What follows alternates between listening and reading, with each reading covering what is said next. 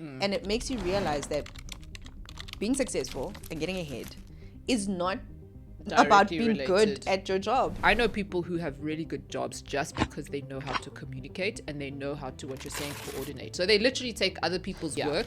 You don't have to be the best, but you do need to be good in order to succeed both in your work, in your job, well, in your work and your job, in your business, and then also delivering your products and services. Hello everybody, welcome to Hustle&Heart. Miss Producer, what's the topic for today?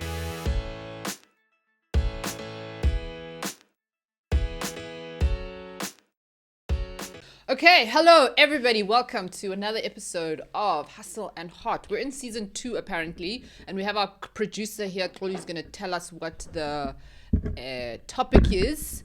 What is the topic for today?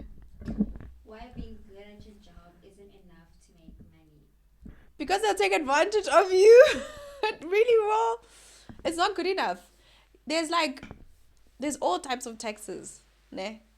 And sorry, I feel personally very, very irritated with this because people who are good at their job are seldomly the best paid people. Mm-hmm. 1. 2, because there's so many other advantages. You could be terrible at your job, but know other things that could just make up the deficit. I don't know if that makes sense. So if you know how to, oh my gosh, I've got such a good example. I don't know if I should use it. Remember we had a suspicion that she wasn't doing her own work. Oh yes. Yeah. She was definitely outsourcing her work. Such a strange time. So we had employed someone, but like when she's doing the work in the daytime, it comes out like 0 stars, like so bad. But then if you give her work and then the following day, overnight, then it's like completely amazing. So it's like when you are in the classroom, you can't do work. But if you're taking your work for homework, then your work comes back better. So we know, but that's what I mean. That's what I really mean. So a lot of people who are like this mic is really irritating me. A lot of people who are like this are better off in management, but they never get there because their morals are skewed.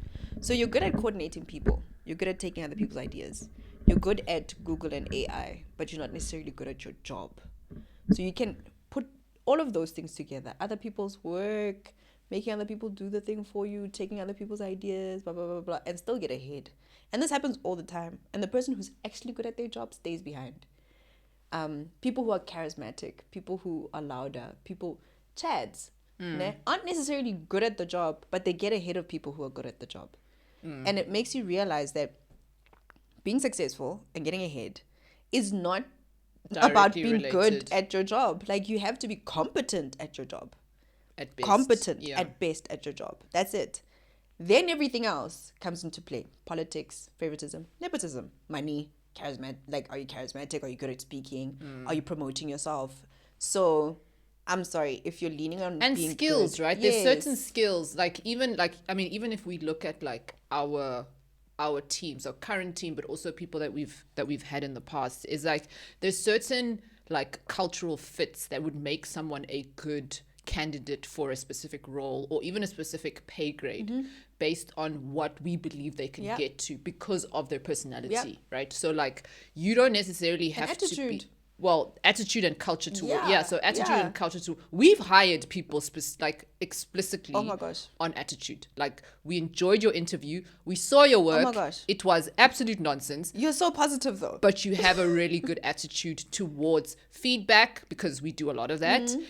Towards criticism, because we do a lot of that. I suppose feedback and criticism, it's like a bad feedback. No, feedback is one thing, but being corrected is not easy, and criticism is like a family of correction. Okay. And a lot of people take correction really badly. Yes. So feedback is one thing, but actually being told, no, you're doing that wrong, you need to do it. Like being told you're wrong is a difficult pill to swallow. Yeah. So those people like that would generally do better because they're nicer to be around, right? People who communicate really well. Like I know people who have really good jobs just because they know how to communicate and they know how to, what you're saying, coordinate. So they literally take other people's work, not take other people's work as their own, but take other people's work and present it because it's a team effort, right? And present what the team has done. And then automatically you're like, oh, okay, you are the team leader Therefore, at you're this smart. point. So therefore, you should have team leader status or team leader salary or team leader whatever state pay. So yeah, I don't think you don't. I mean, you do have to be competent, and it's obviously important. But similarly in business, right? Not the best product. Not always the best product wins, or the best. Not the company with the best product isn't the one that always wins, or the company with the best service isn't the one that has the most clients. It's the one that's able to talk about it the best. The one that markets it the best is literally the winner. And that's heartbreaking. Yes. Because we have so many people who work on like beauty, the formula. And legit, your product is better than some, like miles ahead of someone else's product. It can actually cure the thing. Like acne gone. Yeah. And unfortunately, because it's not marketed as well as the other one. Yeah. They are really crap products that get a lot of sales, unfortunately. I mean, that's also why scam artists can get away with things, like people who sell weaves but actually have no weaves at all. They just take your money. It's because they're just really good at marketing. They know that I need testimonials, I need social proof, and they just take other people's stuff. So success isn't based on how good you are at something, only to a certain level and only in certain environments. But on the business front, it's being the best at something even still doesn't guarantee you success. No. At all. Being the loudest sometimes does, though. Being good and being the loudest. Yes. You have to be good and be the loudest. You have to at the very least deliver on the promise. And that's where the competency thing comes on. Like, are you going to give me an acne cream? Whether the acne cream is another thing, but are you going to give me an acne cream? If I get the acne cream and it says on the bottle it's an acne cream and you've tried to make an acne cream, it's a tick on ability. Everything else is literally packaging, marketing, like communication, post sales. Like there's so many things that you can do to continue growing and succeeding in your business, even though you're kind of subpar. And I think this is also what happens to businesses that are like, that start off with like shea butter, like plain just whipped shea butter. They get in the business and they market really well so that they can get better, because after some time we're just going to get used to the fact that you're subpar stuff. Yeah. So you don't have to be good to succeed, but you should get better. You don't need to be the best to succeed. Yes. You don't need to be the best, but you do need to be good. It's sad though. I wish it was like the best win. No, the best don't always win. It would be great because then black women would just be thriving in the whole world all the time. Because there's that image, right, if the hardest worker was if hard work equaled wealth. I don't know if you've seen that picture. I speak about it all the time. This lady carrying carrying the things on the head, like either the wood or the thing, and then you've got like tech bros just sitting there in their computer. Like if you are fetching wood and water, you're working really hard. Like every day you're there, like chopping chickens and chasing after pigs and stuff. That's hard work. But those people don't. And it's not just hard work. People are actually getting a lot done in a day. There's a lot of people who actually legit, people who are booked out, like fully booked. A coach can be fully booked, but not as highly paid as someone else who's doing 4 speaking jobs on the same topic. And that person might just be more popular, have a better way of doing it, or a person who does the same training that they do, not even as good, but corporate training, is able to get the contracts because they know how to sell themselves. And I think the danger of knowing you're good at something is thinking that's what's going to make you succeed, because you're going to lean on it. There is someone was talking about that. I can't remember who it was or what I was watching or reading or listening to.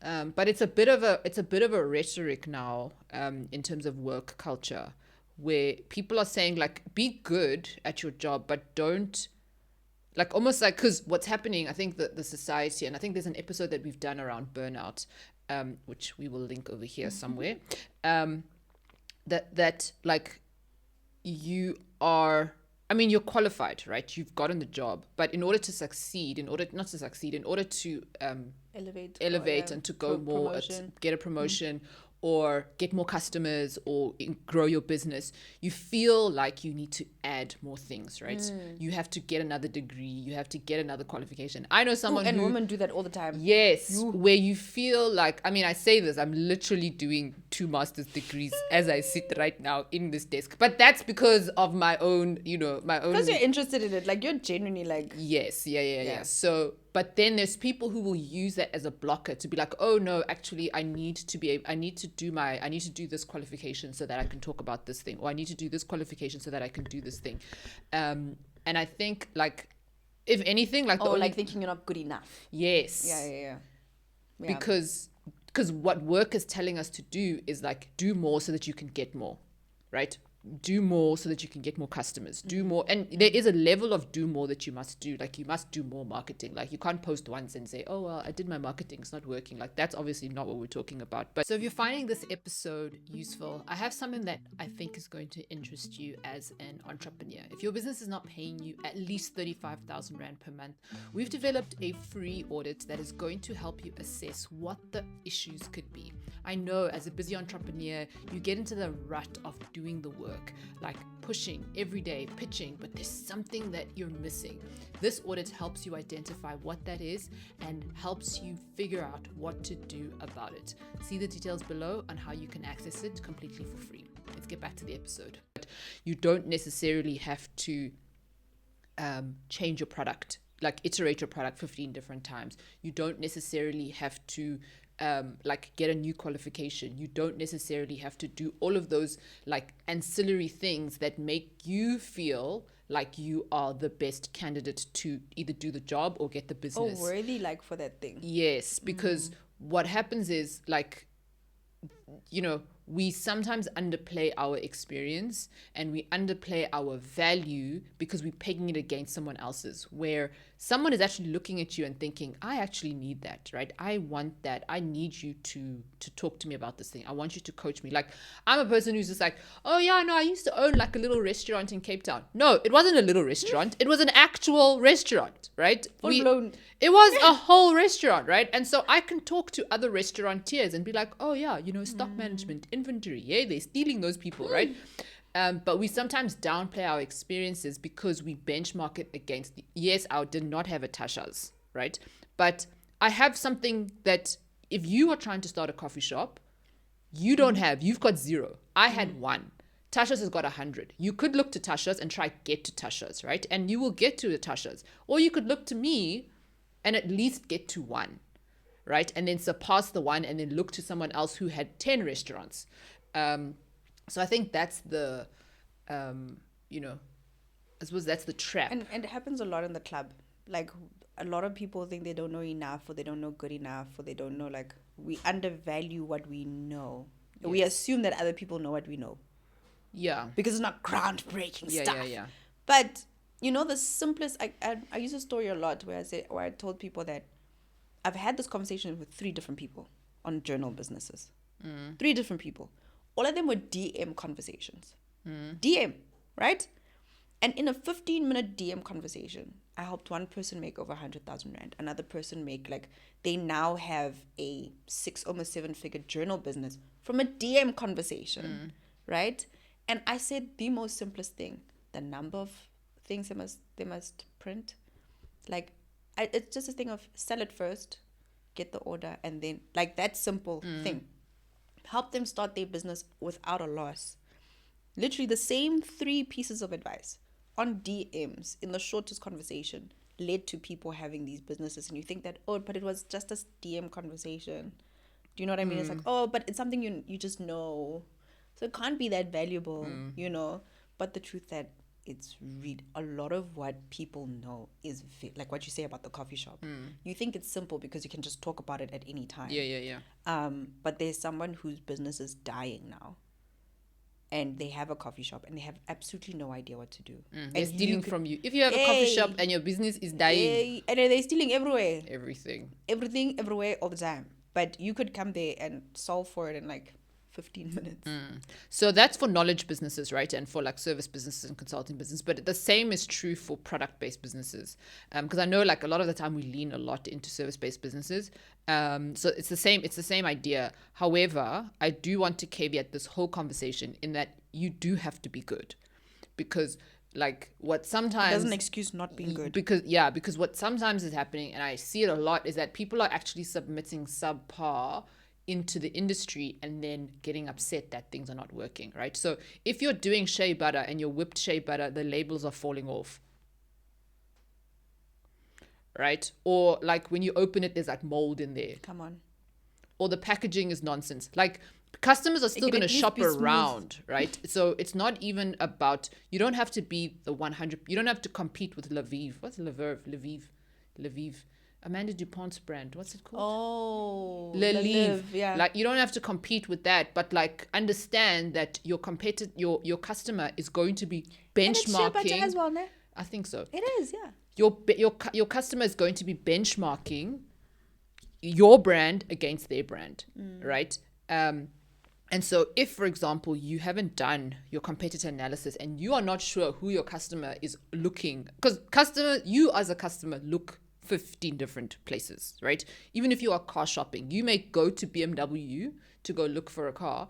You may go to BMW Bryanston, Fourways, Rivonia, Lone Hill, Pretoria to look for a specific, maybe you're looking for a specific, like, but you are still going to do that exercise. So if you're assuming that, oh no, my customers are not going to do that, you are mistaken. But knowing that makes you firstly do the exercise yourself to say, okay, if I was my customer, what would I be looking at? And does what I see based on my product, service or business service or product compare against what the customer would actually see, right? So if I'm Googling or YouTubing or Instagramming shea butter for hair or something that helps with hair loss, and I'm seeing all these beautiful products, and then I see mine, and I'm just like, yo, I know this one. They must at least, at the very least, compete. It's not good. Or I can't even find my product. Then you know where to start, right? You know to start that. Okay, I actually need to become visible, and then once I am visible, does the quality stand up? Does it look visually appealing? Am I communicating to the right people? Does my delivery make sense, right? If your delivery is going to take 7 days, and then your competitor's delivery is going to take 3 days, as a customer, I'm going to go for the 3 days. Like, it's got nothing to do with whether or not yours is, I have nothing against you as a person. It's just, why must I wait 7 days when someone else can deliver it in 3 days? So yeah, you don't have to be the best, but you do need to be good in order to succeed both in your work, in your job, in your work and your job, in your business, and then also delivering your products and services. I think the warning here is, don't just rely on being good to be the reason why you will succeed, because that is a very big mistake. Yeah. Everything that you've mentioned, it's like, be good at it all, not just the product or the service or the work. Interpersonal relationships matter. We market the girl. Everything must be marketed, and that's the big warning, is that you cannot just think that being good is going to be the thing that's going to make you succeed, because it won't. It will. You create a limit for yourself. All of those things that you were talking about, the delivery, does it stand against other people? Is it like a good quality packaging? Are you marketing yourself? Are you on social media? All of those things. It's a full spectrum, not just is it good or am I good? That's it. Are you happy, Miss Producer? She's happy. Yes. All right. So we are in the Club She Is studio. I can't believe we actually say this so late into the podcast. So we are filming this inside of the Club She Is studio. And here we work with women who run their own businesses and are building authority to not only just get views, likes, and subscribes, but to actually build a loyal and growing customer base, because it's all about the strategy, not just the lights and the camera.